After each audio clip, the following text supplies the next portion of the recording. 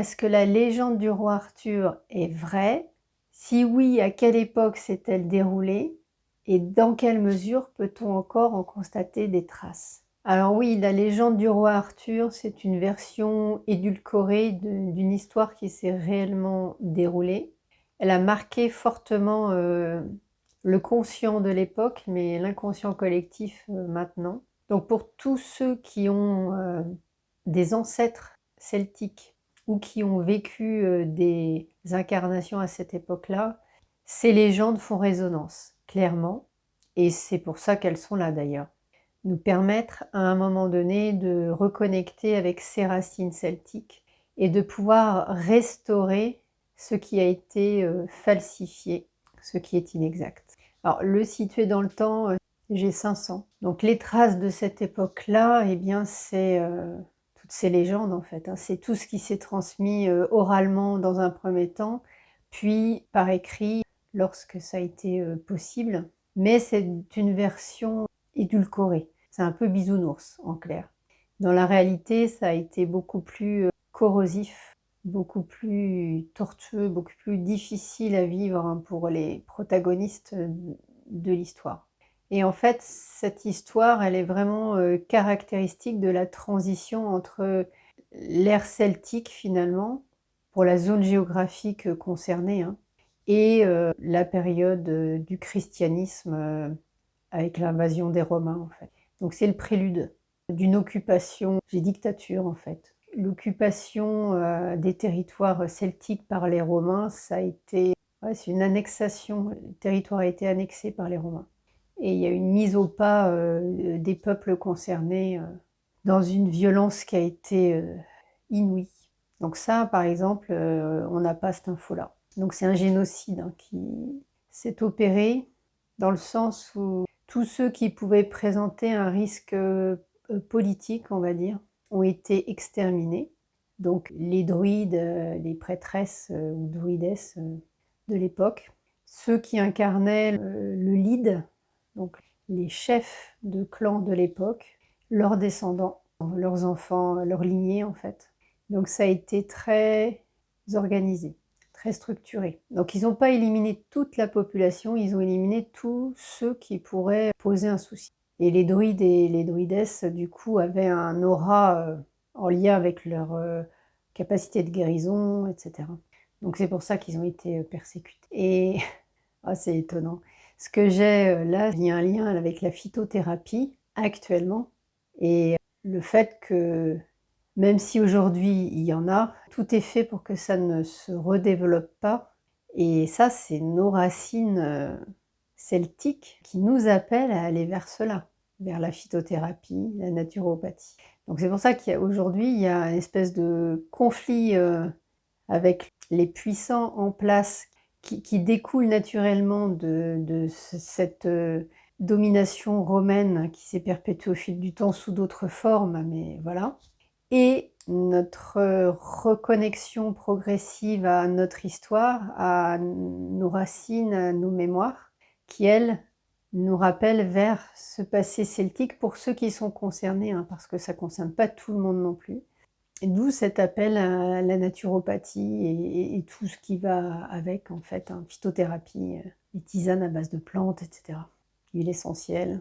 Donc c'est inévitable, en fait, c'est inéluctable. Plus on va avancer, plus on va remonter en fréquence et plus on va y aller hein, vers cette reconnexion avec cette médecine des plantes que l'on a connue il y a très longtemps. Alors les traces de ce passé-là, elles sont essentiellement énergétiques et elles sont sur les lieux concernés.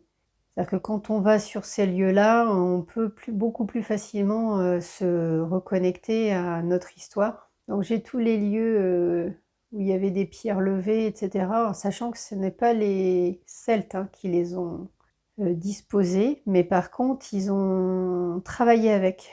Ils ont communiqué avec ces pierres-là, ils les ont intégrées dans leur mode de fonctionnement, et donc du coup, ça fait qu'il y a des mémoires associées à ces lieux-là. Donc ça, du coup, c'est relativement facile. Et après, il y a des hauts lieux où en fait, il y avait avant des villages. Aujourd'hui, il n'y a plus rien. Ça peut être de la forêt. Alors, évidemment, si c'est construit, là, c'est mort. Mais si c'est resté à l'état naturel, Il y a des endroits où on va, où on peut effectivement ressentir ces mémoires celtiques. Après, sinon les traces, elles sont, dans les objets qu'il pourrait y avoir dans le sol, mais là c'est plus compliqué. Mais pour nous, voilà, si on souhaite se reconnecter, avoir, des conscientisations, des flashs en tout cas avancés, c'est d'aller sur ces lieux où il y a des menhirs, des dolmens, et cetera. C'est comme s'ils avaient fait des symbioses avec, ce qui existait et comme c'était en place, ils ont œuvré avec. Et parfois, ils ont apporté leurs pattes, c'est-à-dire qu'ils ont transformé ce qui existait. Donc c'est pour ça qu'on peut croire que c'est d'origine celtique, mais en réalité non, c'est juste qu'ils ont fait avec ce qui était, en place. Alors, deuxième question, pourquoi cette légende du roi Arthur et de Merlin l'Enchanteur? Pourquoi c'est cette légende-là finalement qui s'est transmise? Alors on en a un petit peu parlé, mais est-ce qu'il y a des messages visibles ou des messages cachés qui sont à comprendre maintenant à cette étape d'évolution de l'humanité? Alors j'ai un grand oui, c'était même l'objectif, hein, que la mémoire soit perpétuée. Oh, ça, moi, ça m'émeut là, donc je dois être concernée par ces mémoires-là. Ouais, c'était vraiment que l'on sache en fait qu'il y a eu une vie, qu'il y a eu une période celtique, druidique, incarnée par Merlin l'Enchanteur. Alors avec du coup, des capacités qui lui étaient propres à Merlin l'Enchanteur, qui ont fait que c'était quelqu'un encore plus charismatique que les autres druides, mais bon, il incarne à lui seul en fait tous ces druides de cette époque-là. Donc il est vraiment important qu'on s'y intéresse en fait à ces légendes ah oui, et que chacun puisse demander quel est le message pour lui-même en fait. Qu'est-ce que lui a à comprendre, à conscientiser, à lever, puisqu'en fait pour chacun ça va être différent. Mais le travail individuel de chacun va à chaque fois interférer sur le collectif et aider à une libération du collectif sur ces mémoires traumatiques celtiques et druidiques. Donc le message caché, c'est simplement celui de notre histoire qu'on a voulu effacer, qu'on a voulu transformer. Et c'est en quelque sorte une espèce de balise, une espèce de warning pour qu'on sache qu'il y a quelque chose qui a existé et qu'on aille le voir. Et c'est une période où il y a eu beaucoup d'harmonie avec les éléments, la nature, l'environnement, et ça, on en a besoin aujourd'hui, de retrouver cela, cette possibilité de faire des synergies avec la nature. Et on a les mémoires traumatiques à transmuter, à libérer pour pouvoir s'alléger en fait, hein. Alors, autre question, qui était Merlin l'Enchanteur? Quel a été son ou ses rôles sur les différents plans?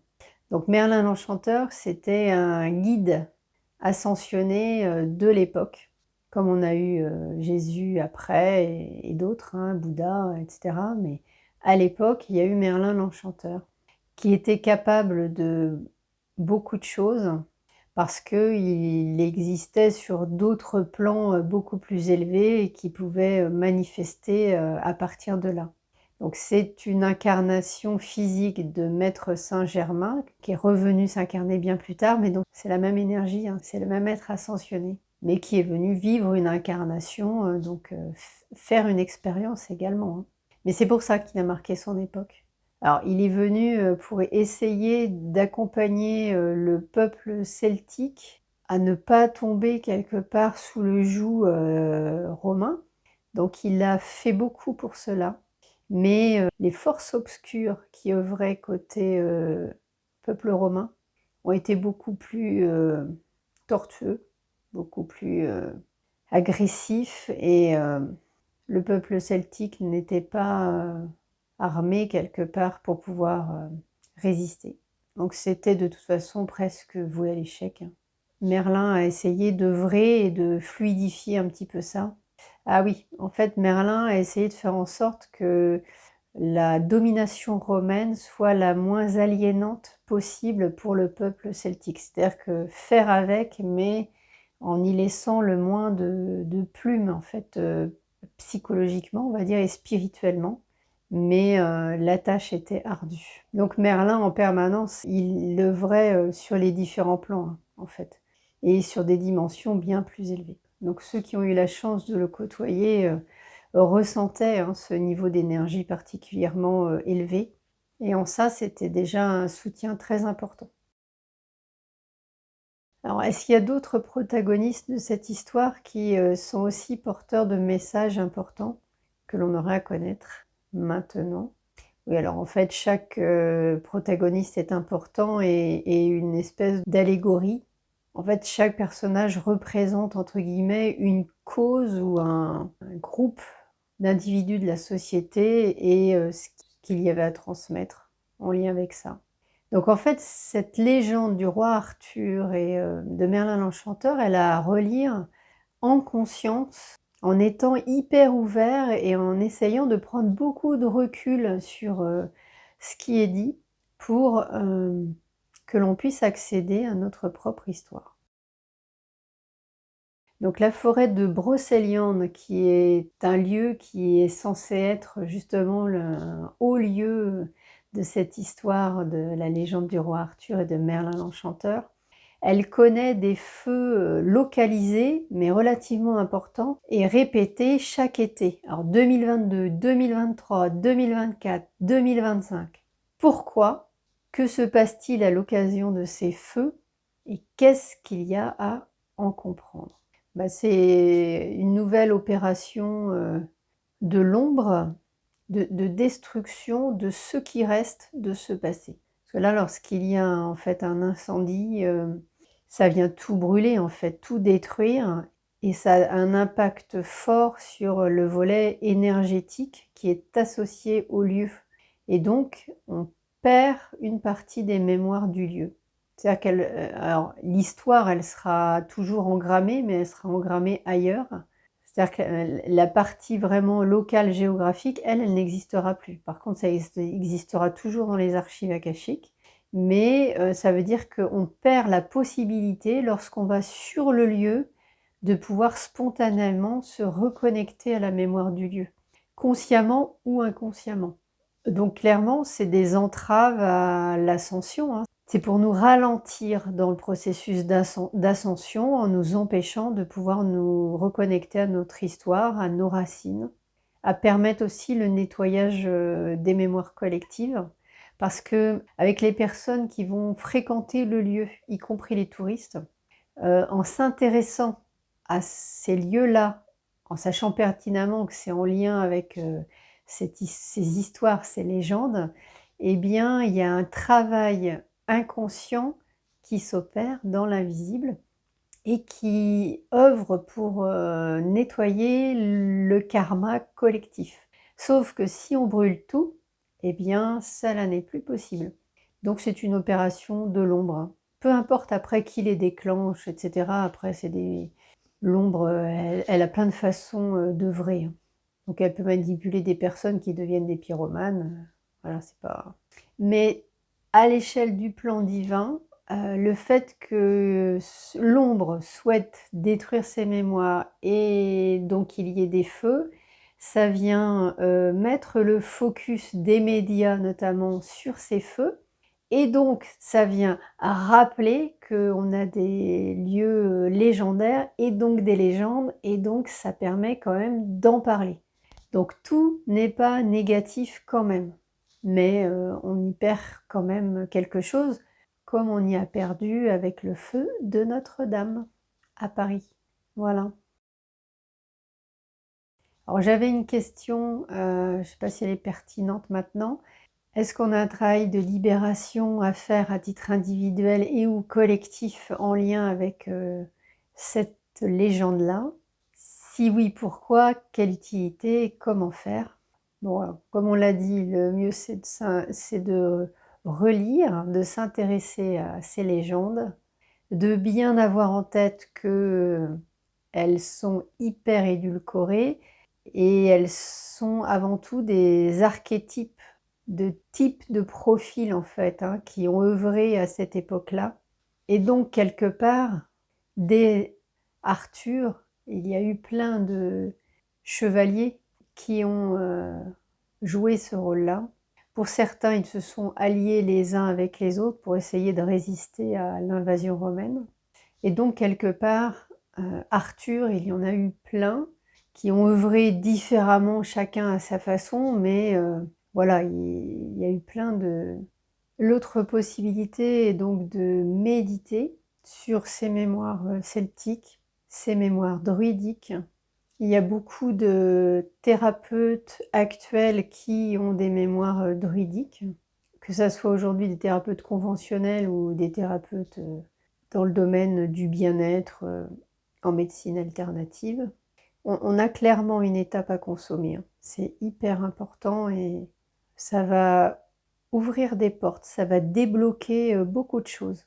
Et ça va nous permettre de passer aux étapes suivantes au pluriel. Certains vont faire des rêves, et sinon passer par les séances thérapeutiques, hein, hypnose, soins spirituels, etc. On peut faire des constellations karmiques hein, aussi. Et tous ceux qui en ont la possibilité, qui puissent se rendre sur les lieux qui les appellent, en y restant un certain temps, en se posant en fait, en y restant en état méditatif, c'est l'idéal. Et chemin faisant, les choses vont se mettre en place. Voilà, alors est-ce que les guides ont un message pour nous concernant la légende du roi Arthur et de Merlin l'Enchanteur? C'est une belle étape que d'aller se réconcilier avec ces mémoires-là, parce qu'il y a vraiment du bon à récupérer, à intégrer, et ça va vraiment nous aider. La lecture de toutes ces légendes, que ça soit des romans, des BD, tout ce qui nous permet de nous replonger dans ce milieu-là, dans cette ambiance-là, ça va déjà permettre de réouvrir le dossier. Et après, on aura très certainement des appels, des envies d'aller sur certains lieux ou d'aller faire certaines pratiques. Et là, il suffira d'y répondre. Donc, c'est pas très compliqué, se faire confiance, être à l'écoute de ses ressentis et tout ira bien. Et ça va permettre une reconnexion beaucoup plus forte à Gaïa. La reconnexion à ses anciennes aptitudes, ses anciennes compétences, intégrer cette connexion à la terre-mère. Donc ça va se faire également naturellement. Donc là, en fait, on voit qu'on est entré dans une spirale positive d'évolution où en fait, progressivement, on va reconnecter avec beaucoup d'anciennes vies, d'anciennes mémoires, d'anciennes compétences. Et à chaque fois, on va cranter un petit peu plus haut. Donc c'est un peu paradoxal parce que finalement, c'est en allant chercher dans nos racines qu'on va pouvoir cranter plus haut. C'est comme si ça nous permettait de faire un effet tremplin et de pouvoir nous dynamiser en se sentant plus complet aussi. On va avoir progressivement l'impression de se reconstituer en fait. Ok, bon, merci les guides. Donc voilà pour aujourd'hui, pour cette légende du roi Arthur et de Merlin l'Enchanteur et un questionnement et des réponses à l'appui des archives akashiques. Donc pensez à liker si ça vous a intéressé, à vous abonner, à partager et à me faire part de vos réactions en commentaire. Merci beaucoup, contente de pouvoir œuvrer avec vous et à très bientôt. Namasté.